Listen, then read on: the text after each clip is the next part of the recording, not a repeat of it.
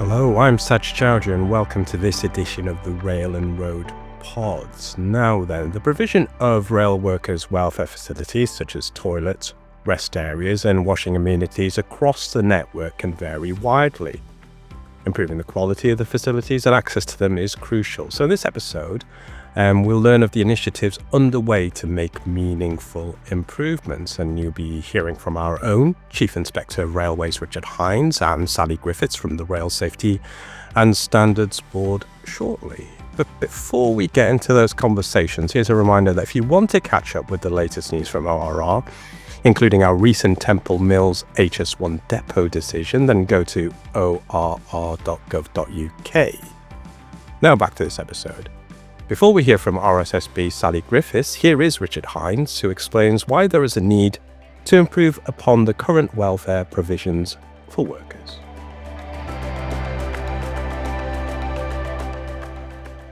Hi Richard, welcome back to the Rail and Road Pods.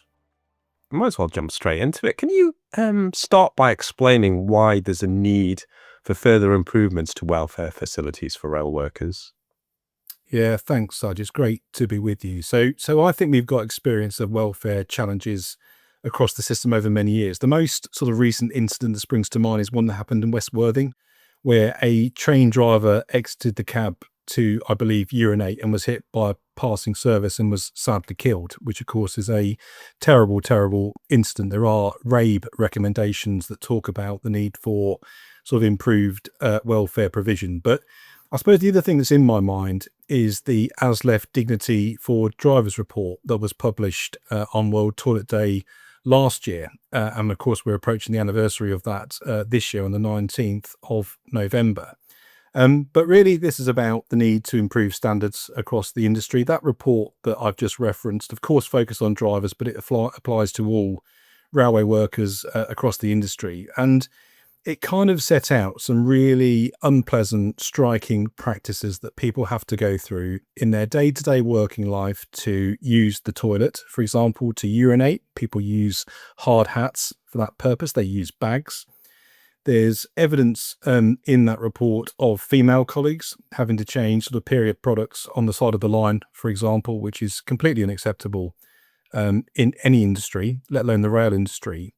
And then it also describes some of the practices that exist across the network where people deliberately dehydrate to avoid having to go to the toilet during the course of their shift, which of course is a really unpleasant thing. We know it can affect concentration and can cause long-term health issues too. Okay, thanks Richard.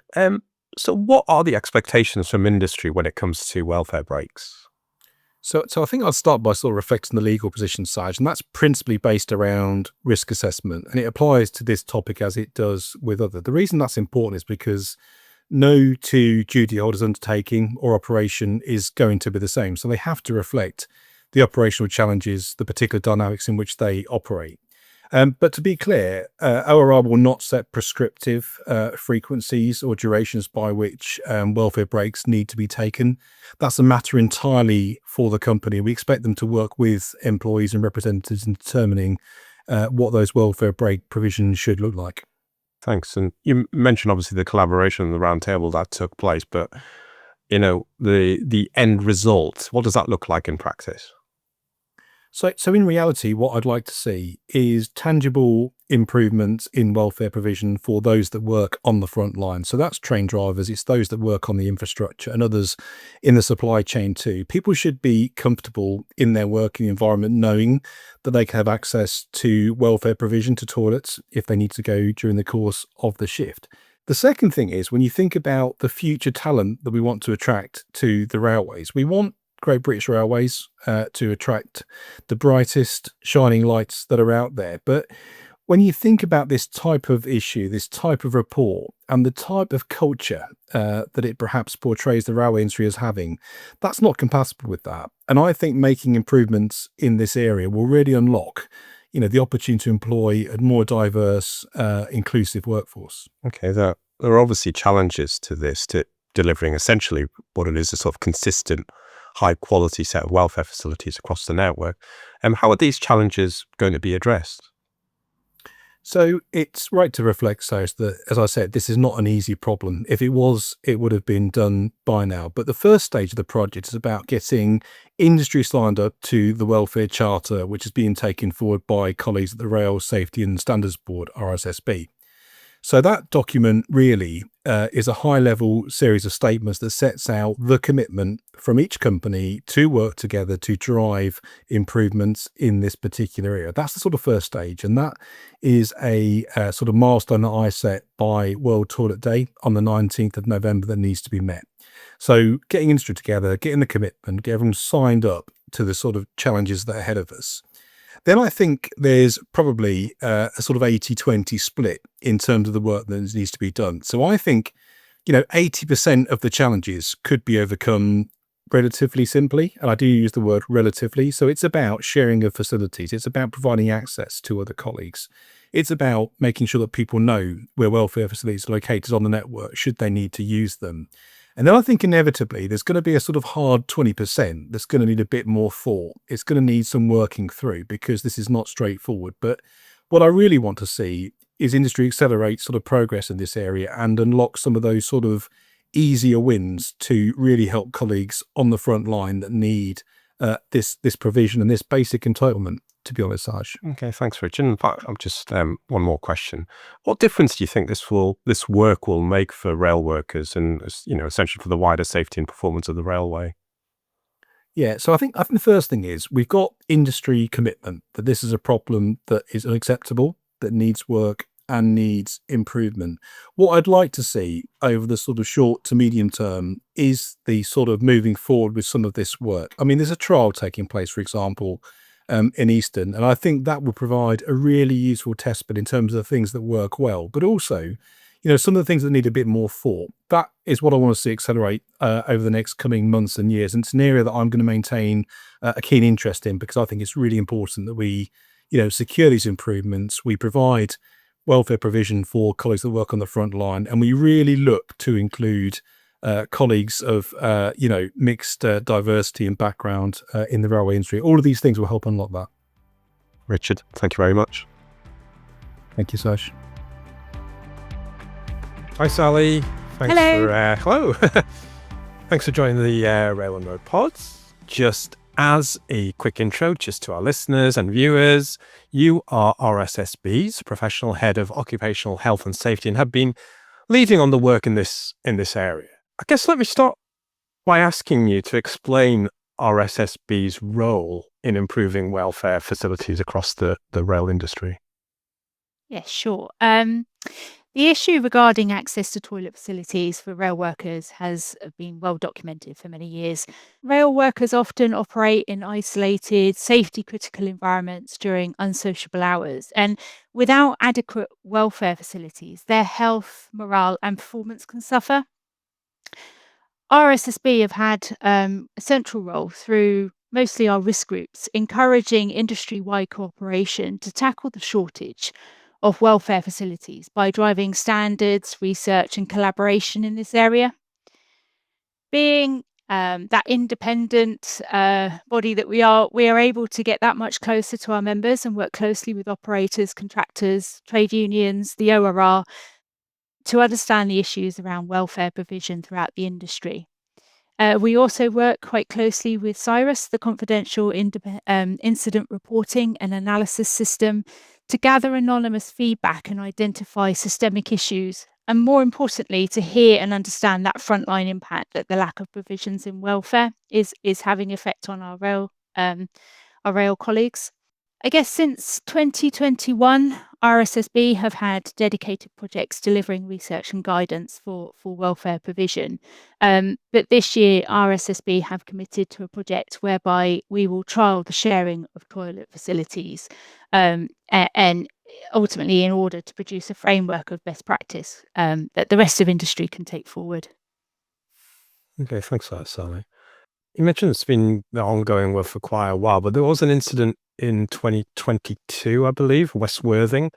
How did that shape the focus of freight driver welfare?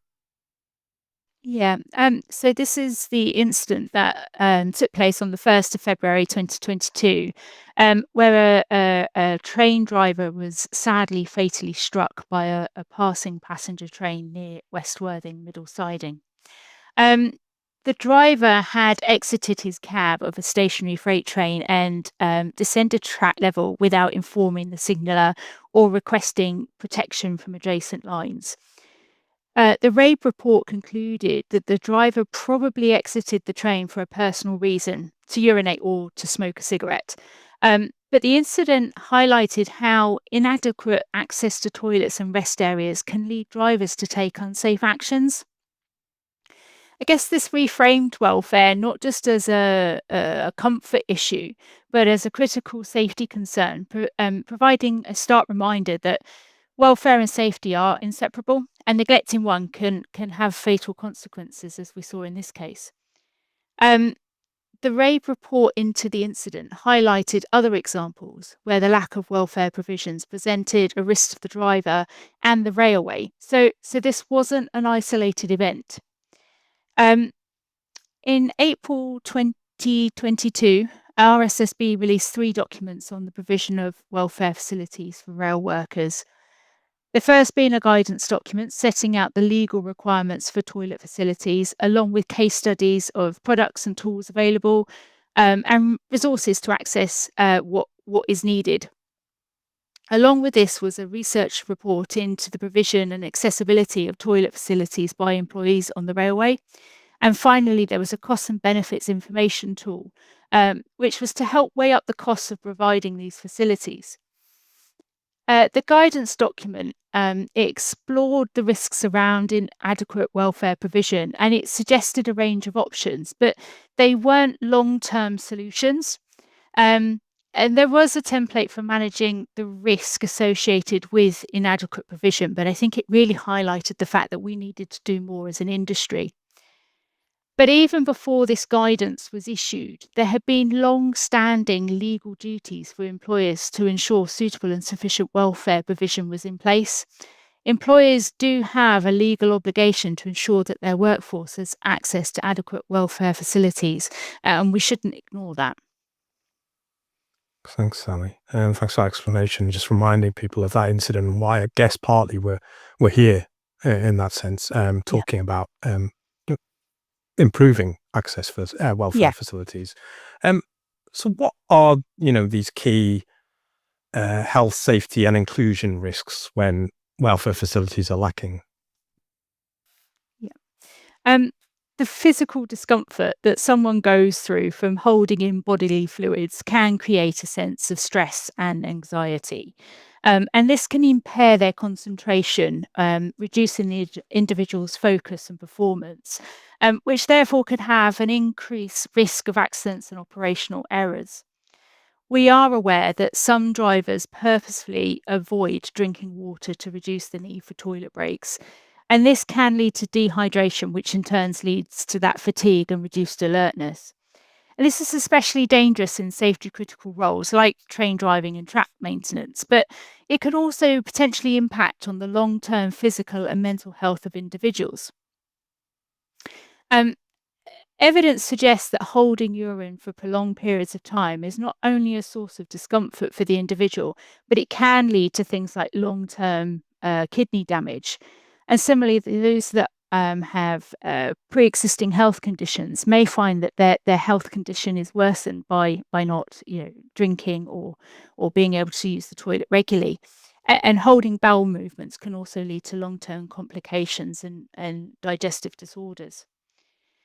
I guess where there is a lack of facilities, rail workers often find workarounds to their situation. I mean, the West Worthing incident is a prime example of this. Um, but it does lead some workers to choose, let's say, unsafe alternatives using bottles and bags and things and such like. But this can lead to exposure to untreated human waste, increasing the risk of diseases. But it's also really embarrassing and undignified for those individuals.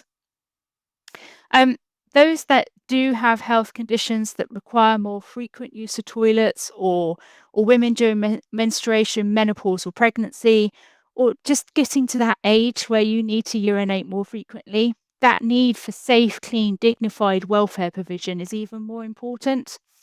And without this, these individuals can face exclusion or deterioration in their own health. And above all, that embarrassment.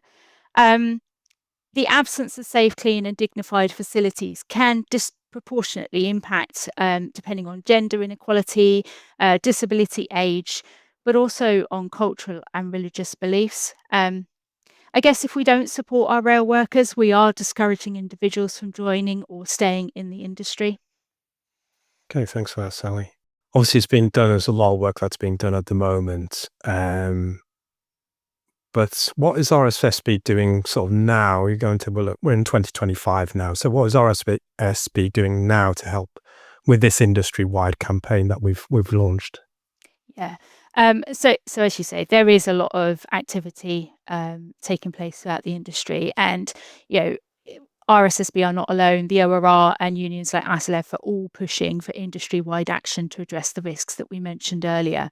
Um, Using the trends that we're seeing and the things that are coming out of around the Cyrus reporting and that, listening to our members, building upon the work that we had previously done, we've made the commitment this year to deliver a project that specifically focuses on improving the access that freight drivers have to clean, safe, and dignified toilet facilities. Um, we're doing this by trialing shared access to toilets across the network. So we're engaging with Tox, Fox, Network Rail, etc., to open up their facilities for freight drivers to use. We targeted freight as we believe that they were the hardest group of rail workers to overcome the challenges that they have to accessing toilet facilities during their shifts. They often go long periods of time between scheduled breaks, or they have long periods of waiting loops and sidings. So we felt that they had more barriers that we needed to work with to overcome. We appreciate that it's not going to be possible to share facilities at all locations, or indeed, it's possible to even stop a freight train at some of the locations that are willing to share. But often, this is due to concerns around security, and we have to really be mindful of that. Um, what we are hoping to prove, though, is the concept of sharing facilities and that it can be successful and give our freight drivers more regular access to toilets, but also providing a framework of good practice that can then be adopted across the rest of the network and for all rail workers. So earlier this year, we surveyed freight drivers to understand the common issues they were facing in accessing toilets, as well as understanding the worst affected routes or regions. Subsequently, we have chosen the Eastern region as our trial location, and we are currently actively engaging with all key stakeholders in this area to be part of the trial and to help inform us of the common issues that we need to overcome. Um, as you would expect, this project is very complex, and to help inform those involved, we have produced a fair amount of supporting information for both the host organisations and the drivers using the facilities. Um, Part of this documentation and as part of the trial, we will be using the Industry Welfare Charter. Now, this charter was requested at the ORR Roundtable on Welfare held earlier this year. And it is that commitment from industry to make change on our current approach to welfare provision. Okay, that's brilliant. Sally, you mentioned the welfare charter there has become a central framework. What commitment are you asking from organisations? Yeah. So whilst the charter is being used in the trial, I want to be clear that this is a charter for all of industry. And the key commitments are to cooperate and collaborate across the industry to continually improve the coverage of available facilities across our rail network.